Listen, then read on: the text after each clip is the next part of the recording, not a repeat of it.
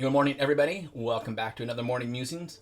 This morning, while I was on the bike, I once again was watching The Good Place. It's a pretty funny show. It's got Ted Danson, Kristen Bell. If you haven't seen it, the premise is Kristen Bell's character dies and goes to the afterlife. She ends up mistakenly in the good place, which is kind of a conglomeration of all the major religions' definitions of what might happen in the afterlife.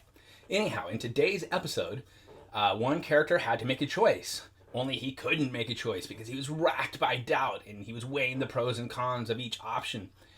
And this got me thinking of The Paradox of Choice by Barry Schwartz. It's a great book. And in The Paradox of Choice, Barry Schwartz talks about how many people find it difficult to make decisions because they are what he calls maximizers. They're always looking to maximize the result, the outcome of their choices. They want to make only the best choice. And other people are satisficers. They're okay just picking something that's good enough.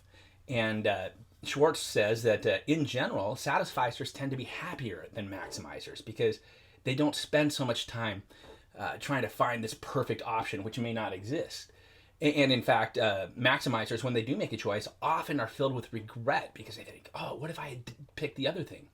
And satisficers, they just pick something that's good enough and go with it, and then they're always happy. In my own life, I am by default a maximizer. That's what I want to do, but I've learned to become a satisficer, and it does help me stay happier. An example I use, it's a kind of a trivial example, is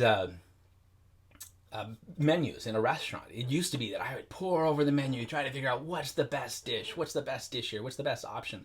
I don't do that anymore. I just go through the menu, and as soon as I see something that I think would be good to eat, I pick that, I'm done. Everyone else is pouring over their menus for the next 5 minutes. I'm done within 30 seconds. Another example is Kim and I just bought a new refrigerator. And in the olden days, I would have done such extensive research looking for the best possible fridge at the best price. And then I'd be filled with doubt afterward. Did I really find the best fridge? Why isn't this one as good as I thought it would be? Instead, we just wait. We found a good fridge. We bought it. We're done with it.